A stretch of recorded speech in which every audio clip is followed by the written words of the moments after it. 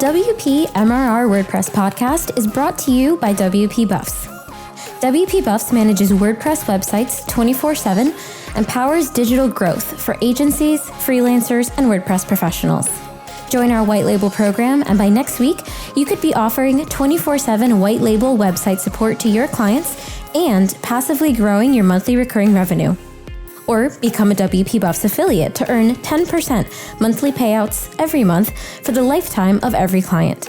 And finally, if you're looking to sell your WordPress business or website, check out the WP Buffs acquisition unit. Learn more about all three at WPBuffs.com. All right, we are live on the pod this week with the one and only Matt Mullenweg. Matt, I'm going to do like a quick intro for you because most people listening probably know who you are at this point. You are the co-founder of WordPress and CEO of Automattic, but I kind of wanted to start around Automattic because I think most people think about Automattic and they really focus on the WordPress side of things. I'd love for you to just kind of like break down the different pieces of Automattic. 1,400 employees at Automattic. You know, I don't think they all work on WordPress core. So I'd love you to do like a quick breakdown, like of all the like kind of sub companies or sub areas within Automattic. That'd be cool. Sure. So off the top, we try to follow 5 for the future. So that means about 5% of those 1,400 people just work on WordPress core. So that's about 70. A lot of that's on Gutenberg. Some of it's on community organizing. Josefa leads that for us and is obviously a prominent figure in the WordPress.org community. We also try to take 5% of the company to work on what we call other bets, which we kind of shamelessly stole from Google, which is the idea of products going from 0 to 1, new things, or things that might be a little more nascent. Sensei could be a good example of that. It's a LMS plugin for WordPress that we work on. The rest of the business is largely divided in kind of consumer, where there's like either like do-it-yourselfers or developers or agencies who buy something with a credit card, like Jetpack or WordPress.com business plan or something like that, anti-spam backup. There's enterprise, which we call VIP. So that's people spending usually north of 50 or 100 grand a year for like a really, really bulletproof WordPress that will like never have a problem. It's Right. like indestructible. E-commerce through WooCommerce. And we do some advertising as well. And most of that goes through our Tumblr business, which was a competitive blogging platform, probably one of WordPress's best ever competitors that we were able to buy in 2019. And we're actually in the process of switching it over to be powered by WordPress. So, we really want everything in the world to be powered by WordPress wherever it makes sense. Yeah. Cool. I heard a little bit about you talking about that kind of integration and transition into Tumblr on Matt podcast, Matt Medeiros' podcast. And that was definitely an interesting part of that conversation. How about QuickForget? I don't know if that's something that's like still in your brain. Is that something that people still work on at Automattic, or is it kind of just its own thing that lives? Yeah, it's cool that you know that one. That's the one for like sharing a secret one time, right? Yeah, exactly. That is just kind of a side project that we do.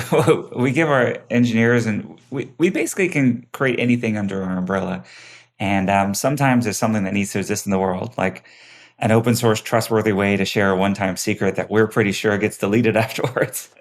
And that's what QuickForget is. Wow, that's a deep cut. I actually haven't used that one in a while and kind of forgot that was from us. It's fun to bring up those things from the past. We use it pretty frequently, actually, for folks passing things like login credentials to us safely. You know, people don't want to do the just the text format in an email link. Well, then Google probably has your email, so you want to keep it safe and secure. So that's one method we actually use pretty frequently. I think someone on our team found it one day and was like, "Oh, this is a cool tool." And then in the subheader, it's like an Automattic family product or something. You're like, "Oh, cool! Didn't even know this existed, but I guess we do now." Across all of it, the number one thing that we try to do is just build trust. And, Automattic's about 15 years old now. And we just try to put more and more in the trust bank so that whether that's a user that sees Automattic's name on something, they know that it's going to be, user-centric, privacy-centric, easy to get a refund. It'll work well. It'll be fast. It'll be secure. And then as, other entrepreneurs also think maybe of selling their businesses or joining something larger, we can say, hey, this is a place where it's a good place to work. You have great colleagues, really, and we'll be able to accelerate and be a good home for the thing you built for a long period of time.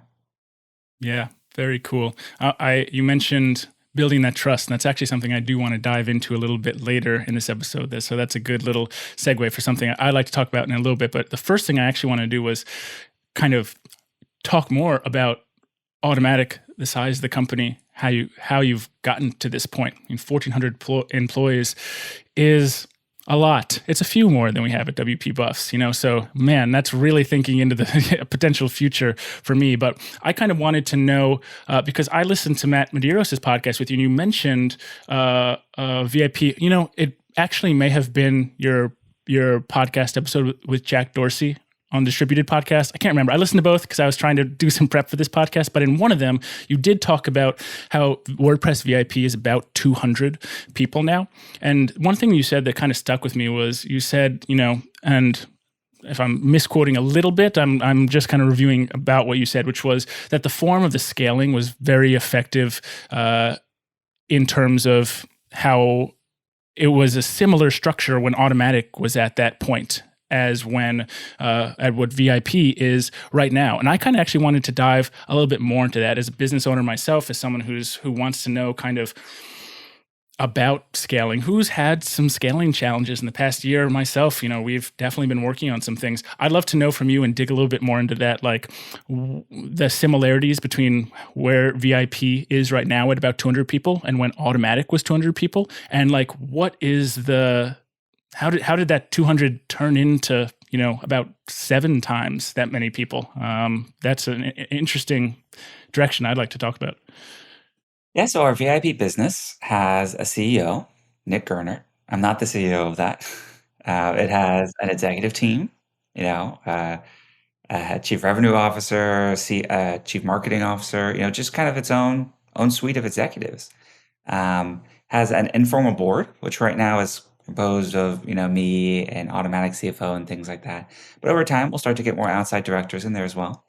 And they really, they own their roadmap and everything they do. So it's I'll review things with Nick, but by and large, 99% of, actually VIP especially, it's not like I'm even asking them to build anything. Like I might ask like Jetpack or WordPress.com to. They're really owning their own roadmap, their own go-to-market, their own sales, their own acquisition. Like we just acquired Parsley and integrated that team.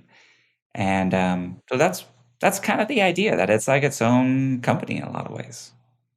Yeah. So it sounds like it really fully has its own structure, kind of under the Automattic umbrella, but executive team, obviously its own CEO. It has a board, which you're on, that kind of goes across that you're maybe working on with a few of the different teams under Automattic. Actually kind of leads to my next question, which was like, how much cross collaboration are there between those teams within Automattic? Like, is the CEO of VIP, like, are all the CEOs getting together in a yearly meeting themselves, talk about what they're doing, what they're seeing successful, or do you kind of try to keep them independent? I'm sure there are pros and cons to both, but I'd love to know how you kind of handle the multiple kind of business units within one business unit. WP Buffs has started to get into this acquisition area, and we did one earlier this year. And I want to know, because I'm like, wow, I really do have to, plan for the future if we want to keep doing this. So how does that work at Automattic?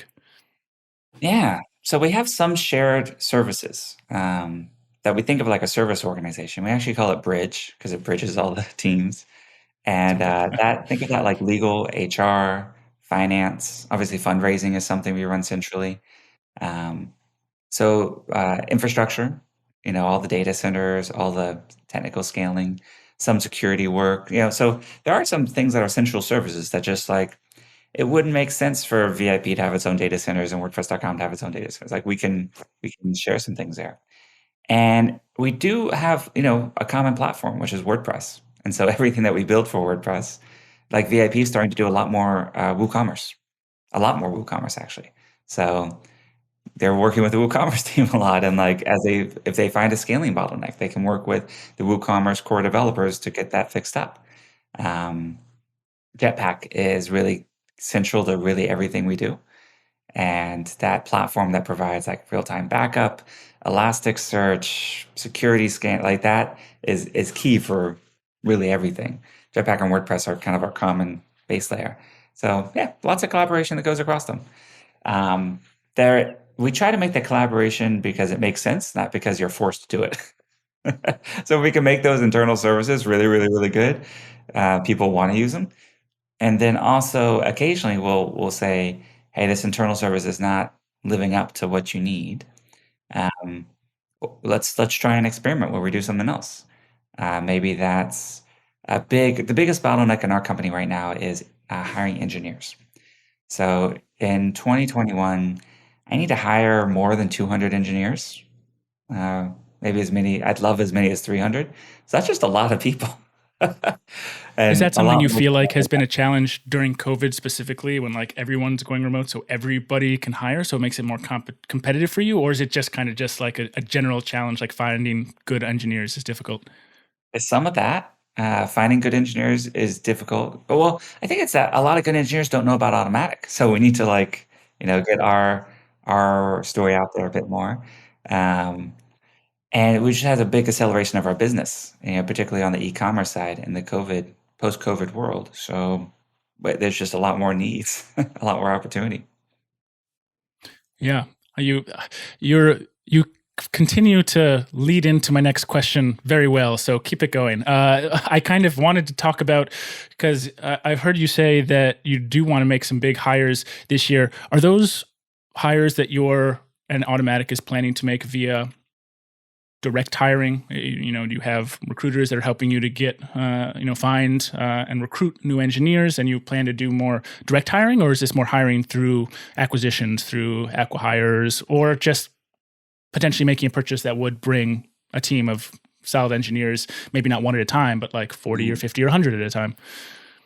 That number is for hiring. That's our hiring goal. So if anything comes in via acquisitions is the bonus to that. And it wouldn't lower that hiring goal because that's just what we need for Okay. our existing stuff. I would say a mistake that we made was not building internal recruiting earlier. So we are just now starting to have internal sourcers, recruiters, and be a little more systematic in our approach there. I see other companies where that's one of the first 10 or 20 hires. And particularly if you need to scale quickly, I think that could be a good investment, or finding a great firm to work with.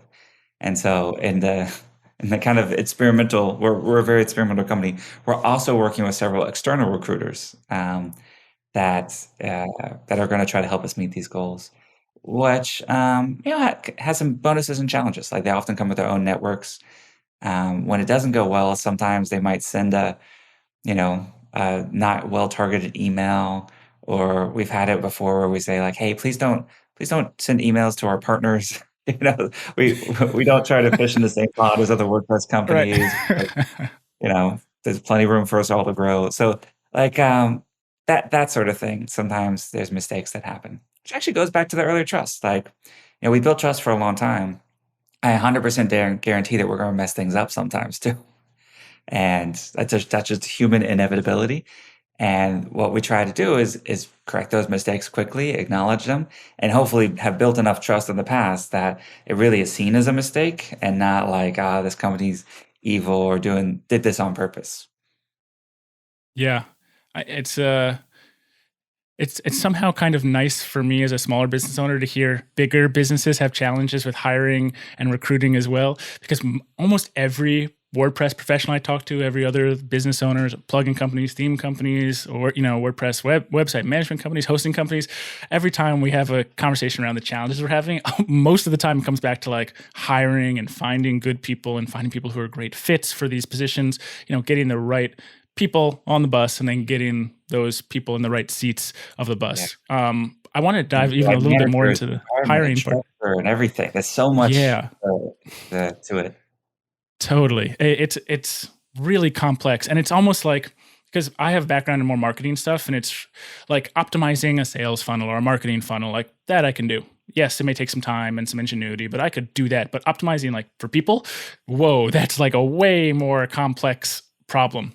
So I would like to know like a little bit more about, it sounds like you are doing a lot of experimenting to find the best and most effective way to grow the team effectively, whether you go in the direction more of, using more outside recruiters, or whether you pull that more internally. It sounds like testing is a big way that you're, going to test and then see the results of those different areas and then try and push forward on that hiring. Is that in general kind of the direction you're going in? Yeah. I mean, I think part of that is hiring people who are open to doing experiments, because change is scary. Yeah. So I do like to think of kind of the four immutable aspects that we can look for new hires, which are things that are difficult to learn or teach. And the first is just work ethic. I think some people just enjoy working more than others. So we want more of that. Integrity is, of course, like a baseline. It just everyone needs to be able to trust each other. Um, Curiosity or, desire to learn. Learning, by the way, sucks sometimes. It's like it's really tough. And like you're like, I know this thing. Why do I have to learn this new thing? Or you have to go through that like dip where you're like terrible, like maybe the first day that you're learning a new sport or to ski or to surf or something. The beginning can be like really challenging and you're just like falling and hurting yourself. There's the intellectual equivalence of that. Sounds like entrepreneurship too. Yeah. And then the final thing I look for is just taste. And taste is, I think, can be expressed Taste. in, yeah. It's not being like a good designer or dressing cool or anything like that. It's really like, whatever you're into. Do you have something you're really into? And try to hone that. And maybe that's quilting. Maybe that's, it doesn't. I don't need like a really fancy resume. Maybe you created like a beautiful ASCII one, just with text, plain text.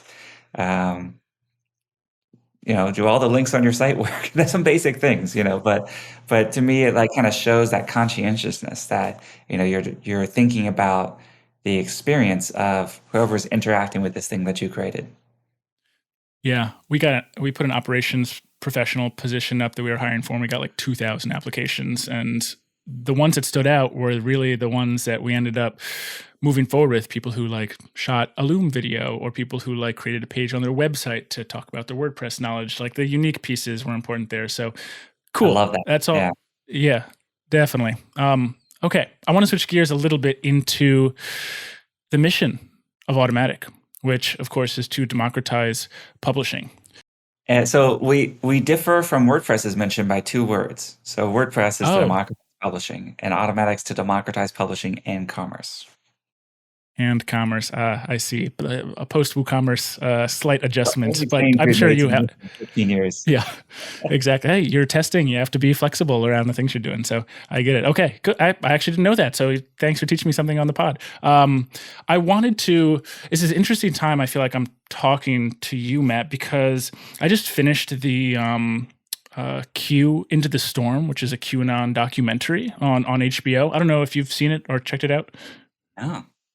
No, it's, obviously there's a lot in there, and I do not want to talk about QAnon on this podcast, but what I do want to talk about a little bit is 8chan, which is the platform on which a lot of very pro free speech to the point of really letting anything be said on that platform, which led to some pretty bad stuff happening. So I guess my general question for you is really, in this ecosystem that we're like currently in 2021, the challenges we're having with fake news and the challenges we're having around just verifying what is a fact versus what is not a fact.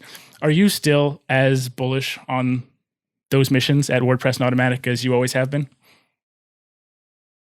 Yeah, I am. Freedom isn't free. Democracy is messy. There is downsides to these things as well. But I think overall, we want to live in a society that follows these things, We want to work at companies that believe in these principles. Moderation is tough. And I believe, again, not to dive into it, but like my understanding was the person pretending to be Q might have been or taken over by the person who's running 8chan. So I don't know if that's a great example of like a free speech platform, or if it was really just like someone trying to use a fig leaf of free speech and then actually promoting their own sort of, need for influence or power or something. If you actually look at the platforms, they don't want to have that sort of stuff, like they don't want hate. They don't want calls to violence. This is pretty clear. we've had a good track record at of for the things that we run and host, keeping a healthy environment. I definitely gained a lot of empathy for larger social networks when we bought Tumblr, because it was both a lot harder and a lot messier. So I think the larger that you are and the more people are doing more social media stuff, the harder it can be. So I actually don't like dunking on Twitter or Facebook, because I think that what they're doing is really, really, really hard. I think they can and should do better, but it's unimaginably hard to moderate across that amount of things. But for us, what we're doing is creating the platform that enables. And I think that the software needs to exist in the world. The responsibility, I think, falls a bit to the folks hosting or distributing that software to, follow the laws and principles of the place where they choose to do business and try to make the world a better place. Yeah. Sorry, there was a lot of things in that answer, but it's a tricky topic. I agree very much that it's a tricky topic. As much as I feel like sometimes I want to dunk on Facebook and Twitter, I totally agree with you that it is just, how do you moderate at scale? How do you do that without using algorithms and bots? Do you hire literally 1 million people to moderate? Like, I don't think that's a very scalable solution, So I understand the infrastructure issues. They have literally millions of people moderating. Facebook said they hired 10,000. Maybe that's not enough, And then that creates other issues, like, what is the experience of the people doing the moderation?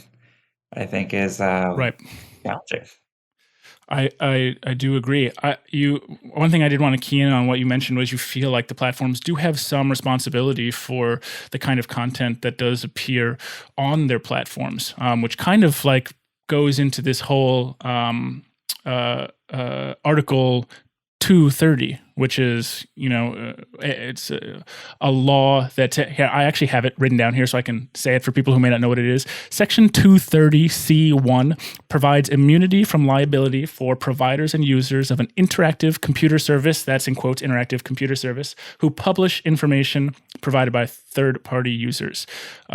So what do you think about 230? I mean, I guess the real question is, do you feel like platforms should be responsible for the kind of content that is published on their platforms, even though they just are the platforms, or do you think they should be immune from that responsibility? Well, I think the conversation centers largely around like Facebook and things like that. But everyone listening to this, 230 is really important. So if you have comments on your blog, 230 is what keeps you from going to jail if someone posts a bad comment and it publishes. To give you another example where 230, if it were gone, the WordPress.org forums or plugin reviews or, our wiki pages that anyone can edit, like all of those would then become things that WordPress.org could have real liability for if something were published. So you have to move to essentially where everything is pre-moderated, probably with humans. And that gets tricky. We have thousands of posts a day on the WordPress.org support forums. I guess we would then try to get volunteers to people. Like it just gets to be a really kind of wild situation. Now, there are other laws that essentially do post moderation. So after something is published, if it's reported as being bad, you have like a window to fix it. Most famous of this being the DMCA. So let's say that, I don't know, let's say I post a comment on your website and I include the copywritten lyrics to a Taylor Swift song. And now the Taylor Swift I saw you post that. You just posted that before we came on this podcast. Now they're coming after you and saying, "Hey, Joe, you violated our copyright. You're republishing this thing." The fines could be $100,000. Like, I mean, they could take you to court. There could be all these sorts of things that happen. Right now with the DMCA, you have kind of a protection where if they notify you, you can say, "Hey, you have like an undefined amount of time, but let's call it like a week or two, to either say, actually, that's fair use, or it's fine, or take it down." That's a huge protection for you as a website operator. So what I worry is that sometimes these battles of the giants, like when like Google and Facebook or Microsoft are fighting each other, the collateral damage is all of us in the independent web. So like some of these privacy things that were, I think, targeted at like Google and Facebook, essentially now mean that every other website in the world has to have one of these terrible cookie banners. And third-party advertising networks have been decimated, and it actually sent into centralizing power with Google and Facebook. They now have more of the ad market than they did before some of these regulations happened. So there can be unintended side effects of, I think, even well-meaning regulation. I think what everyone agrees with is a lot of these laws were written in like the 90s, the 80s, the 70s, and they don't, sometimes they still kind of work, but it's not perfect. And something more modern, I think, could be really nice. Especially if it was hashed out in in America through our legal system. We have this how a bill becomes a law. Did you ever see that cartoon? Oh yeah. What's that called? Where they did the Schoolhouse song? Rock. Schoolhouse Rock. Yeah. Like that is by definition, it's on purpose meant to be an adversarial process. And, people should fight and then they kind of work out a compromise and hopefully that's what's best. Um, that is something that I hope we can have some more of in the future. But just a broad scale like repealing Section 230 would be disastrous for independent website publishers and lots of like volunteer open source projects. The big companies could afford to hire another 10,000 moderators. I don't know what we'd do for something like a WordPress.org or a GitHub, which is like code. Like if someone posts, like GitHub is protected by this too. If someone posts something that violates it, GitHub is not liable for the code that someone puts in their own repository. So, yeah, I appreciate that nuanced answer. Honestly, one of the reasons I was excited to talk to you is because I've listened to you on podcasts and all sorts of stuff before, and you are very nuanced in your answers, and I knew I was going to learn a lot in this podcast. So I think there's a lot there. I would like to the challenge around fake news is a very difficult one. And it's kind of, maybe there's a Venn diagram where it's kind of part of the intersection of 230 and the other things we talked about. But one of the things, I'm going to quote you here. One of the things I have heard you say before is disinformation can make its way around the world before the truth has a chance to put its pants on or get ready. I've never heard that quote exactly like that before, but I think what you were really talking about is there have been multiple studies around how, fake news travels and gets shared at a rate that is 6, 7, 8 times, whatever. I don't want to put an exact number out there, but it's multiple times faster, more shared than factual stories. And as someone in your position who runs Automattic, a lot of the content on the web, I'd love to know your thoughts on how, like in 50 years, or maybe let's say 10 years. In 10 years, let's say we've figured out how to, I don't know, not have fake news be such a driver of bad things happening in the real world. What's that solution, or maybe the beginnings to that solution? This is a tricky one. And to full credit for that quote, I think it's like a Winston Churchill quote. That's not me. I was trying to quote him. To quote someone else, yes. I think the closer, so it's good to think of a spectrum, and I believe this concept comes from Ben Thompson, that the closer you are to the wire, like network provider, the more that you should try to not be too much in deciding what is right or wrong, and more just following the laws of the land, which do tend themselves towards being a bit more open, with rules for calls to violence and other things. Like you can't yell fire in a crowded theater. That's not free speech. But saying something that's just straight up wrong is okay, right? Now, as you get more on the spectrum where you're actually distributing things, so it's not is it allowed to exist, but more like, is it getting put in everyone's news feed and in front of everyone? I think as you move along that spectrum, you get a lot more into the responsibility for the type of content that you're distributing and how to maybe have higher or lower trust given to certain sources, or if something is I think there's been a lot of this around COVID information. A lot of COVID misinformation out there, and a lot of networks that put labels on things or might even prevent certain things being shared. I mean, I don't love that, right?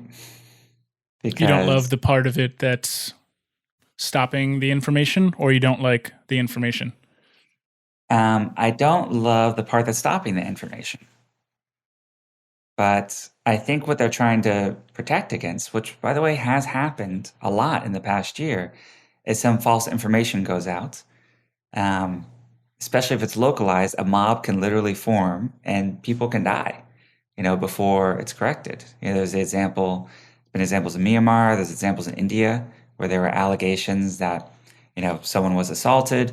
People of a different group got really angry about this. They started attacking. I remember it was Hindus, Muslims. There was some version of this story, and that's, I think that the networks are not responsible. They didn't create the fakeness, but I think they do have a responsibility to try to insert something in there that increases the friction a bit, or sort of catches things if they're escalating out of control. Let me give you an example of this, which is not that controversial, which most social networks have a version of.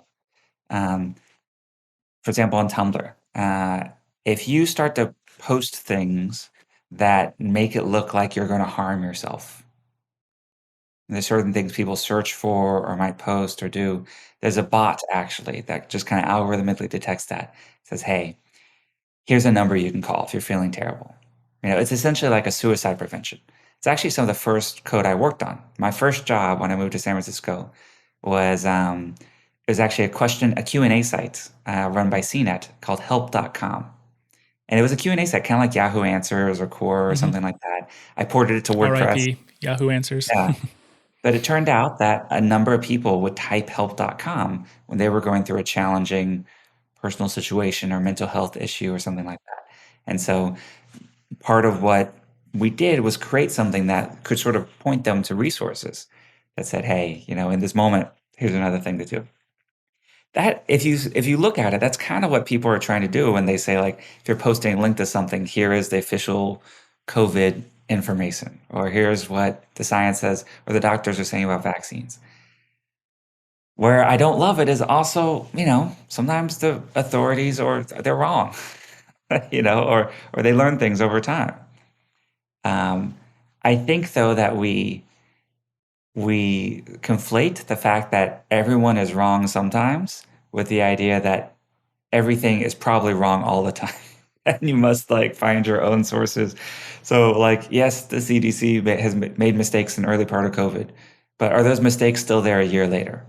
No, they've corrected them. And so I think you do kind of want to look at not just does a source make a mistake or not, but how do they correct it over time? And how does that, and that being a proxy for trustworthiness over time. And all the examples of this, like thinking there were weapons of mass destruction in Iraq, and at times, the New York Times was saying that, CDC, WHO, there's every single authority will make mistakes, but how do they correct it? It's kind of similar to the trust I talked about earlier, where I said Automattic's going to mess things up at some point. Maybe that's accidentally putting a bad ad for Jetpack or something like that. But how do we correct it? And that behavior over time is where trust comes from, not imagining that anyone's perfect, because no one is. Yeah. What are you thinking there? Because I saw you make so many faces while we were talking about that. Man, I was just thinking that what you said about just the fact that people make mistakes doesn't mean they make mistakes all the time. Or you said something like that, and I think about that with the news all the time, and people make mistakes. Using that as an example, this, just because the CDC, a very trustworthy organization over time that has built up trust over time, has made some missteps in COVID, and the issue around that is, although most people or a significant amount of people would say, yeah, they made some mistakes.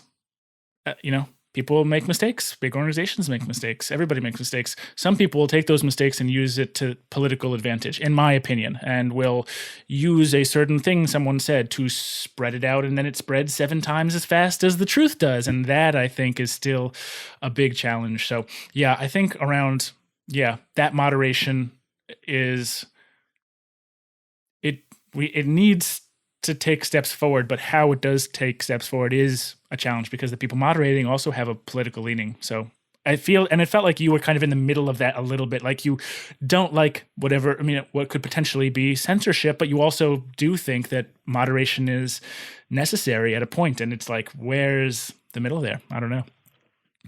It's also really important to have institutions that we can trust and rely on. Like it's necessary for a functioning society, and particularly a democratic society.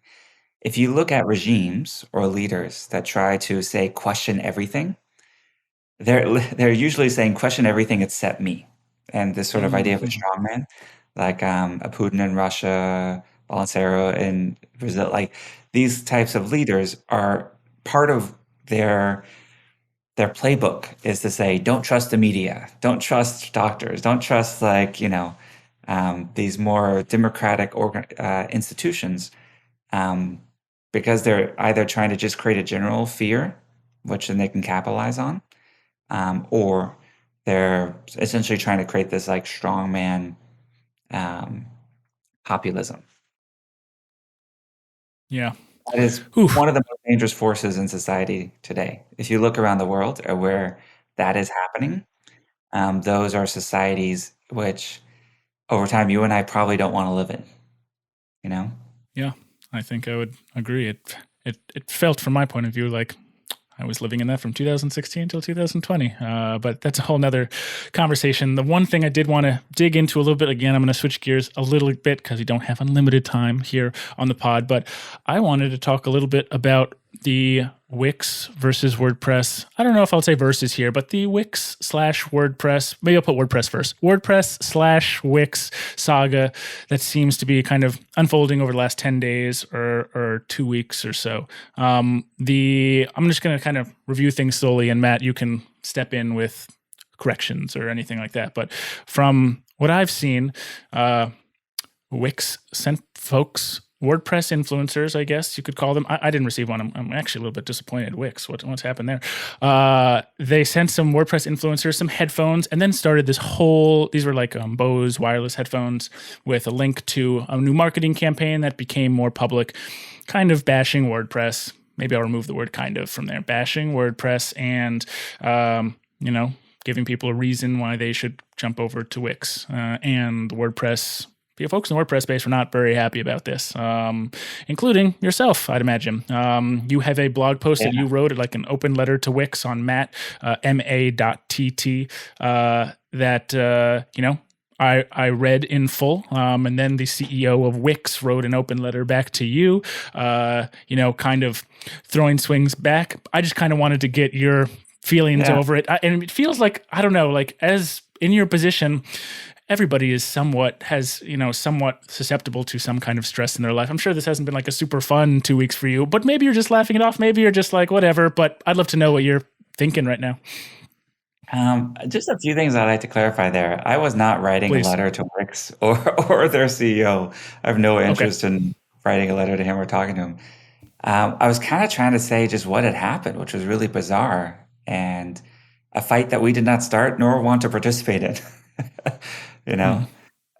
So part of what they were doing is they were actually impersonating WordPress, which is kind of weird. So the headphones that came out were like, here's something I sent for you, like from WordPress.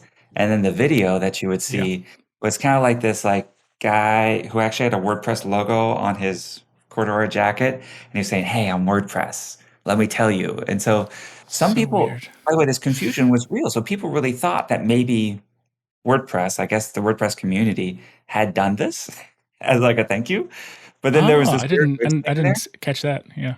Yeah, because the video said, hey, I just want to say that Wix is about to attack me. And so we got to like watch out. And so it was like just kind of that impersonation, I think was kind of strange because, that was weird. And then once the commercials came out, it was part of the plan though. So these commercials came out.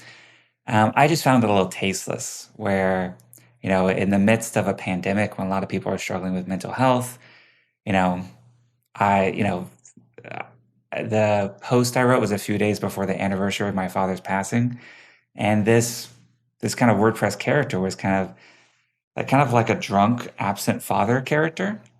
And then they had a son in like a therapy session who was like saying, essentially in this abusive relationship with this absent father character, and it was that sort of personification and the kind of tastefulness of that I found was a little odd even for an attack ad. And we get attack ads all the time.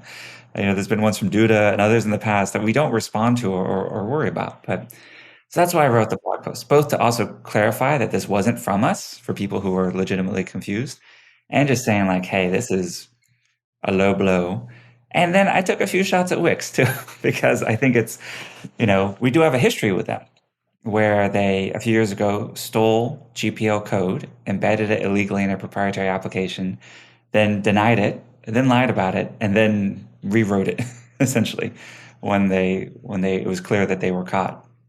And then more recently, it's been, I made the point that Wix doesn't allow you to export content. Squarespace, Weebly, Webflow, Facebook, Google, everyone in the world allows you to export content. Of course, WordPress. I liked how the other CEO's note to you said like, yes, you can, but like when your blog post, like the featured image on social is literally like their policy saying like, you're not allowed to do this.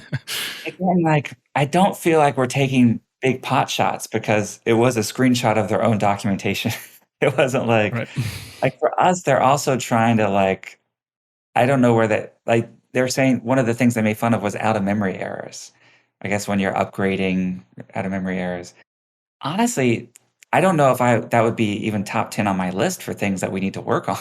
Not because just because every host I think is corrected for that. Unless you're with like a really terrible, like really bad web host, I think out of memory errors are much, much more rare because the GoDaddies, the Bluehosts, the WP engines, the SiteGrounds, like all of the automatic stuff, like we now have higher memory limits. That hasn't been as common of an error in the past. So, and they were also conflating WordPress.com and WordPress.org, and some people were like, "Hey, I Matt, had an issue with that, definitely." Yeah, why did you write this on behalf of the community versus like writing it for automatic competition? But literally on their landing pages in the footer, they said, to clarify, this is about WordPress.org. And so that's why I was kind of wearing my WordPress.org hat and trying to defend on behalf of the wider community. Now, Wix has always been an aggressive company. They have every right to their customers, proprietary software, etc. Like, it just, leave us alone. Right? Like we're not focused on the competition. We're focused on our own users. I have our top 10 list of problems. Like, gosh, like we need block patterns to work better. I want themes to be more customizable. Like, I do want upgrades to be easier, but I want them to be totally automatic so you never think about them. Like we have the list of things we're working on with the 4 phases of Gutenberg, with every release of WordPress, and we're not taking the pot shots. But to be honest, there's another quote that I forget, but don't attribute this to me. It's like, don't wrestle with a pig. You both get dirty. The pig likes it. I feel bad for taking the bait. I actually wrote the post a few days before, use that one. And I didn't post it for a few days. And I shared the draft with some friends, and someone was like, this is not that bad. You should just post this out. But obviously they were planning for that. So that's why they had their letter ready to go and stuff. But in the WordPress community, I would say if this has bugged you, the number one thing we can do is just help a friend, teach someone WordPress, teach them, the advantages. If any of them are having problems, like are in those videos, show them the easy ways to get by it, like getting a good web host. And if you have anyone you love that uses Wix, maybe help them upgrade.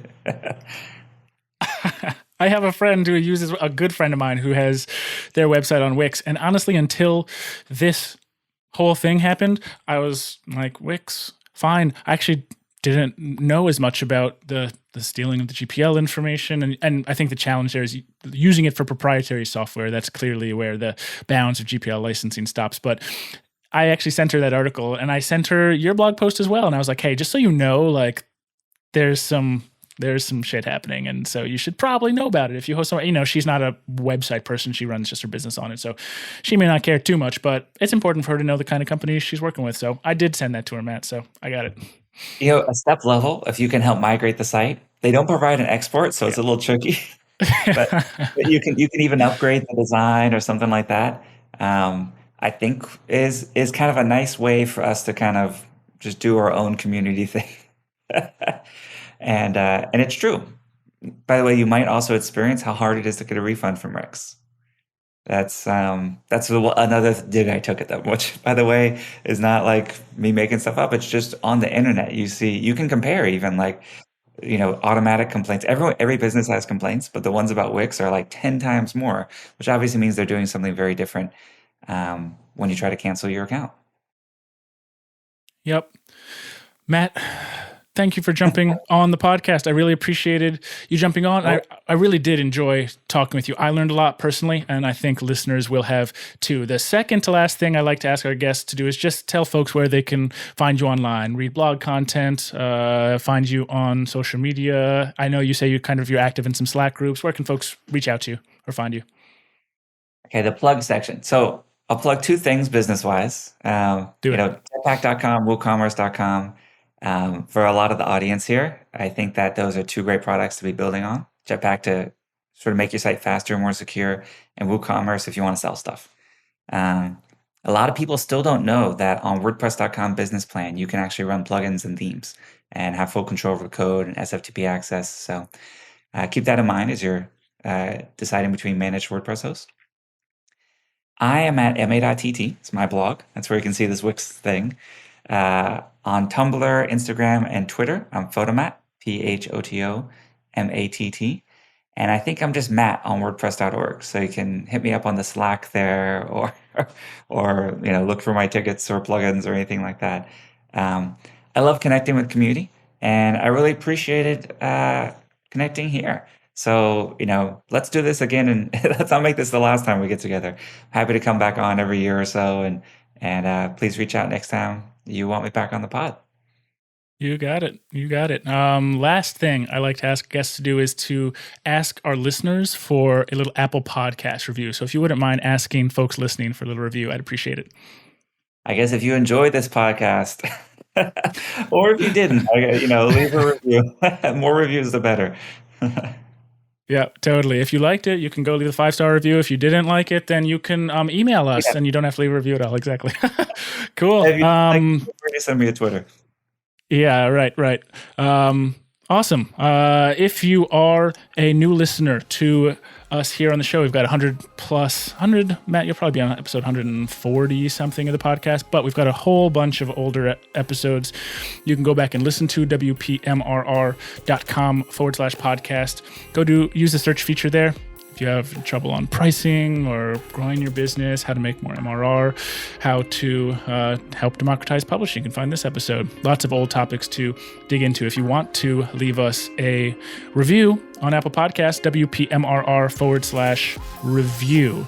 That it used to be /iTunes, but we updated it because iTunes is now Apple Podcasts. So that should be live by the time this podcast goes live. If you have questions for me on the show, email yo@WPMRR.com. I like to do Q&A episodes every once in a while as well, so shoot questions to me, or you can find me on Twitter, Joseph H. Howard, @Joseph H. Howard, and you can hit me up there as well. That is it for this week. We will be in your earbuds again next Tuesday morning. Matt, thanks again for being on. It's been real. Joe, I really appreciate this, and keep up the good work. This is awesome what you're doing for the community. Thank you, man. Later, everybody.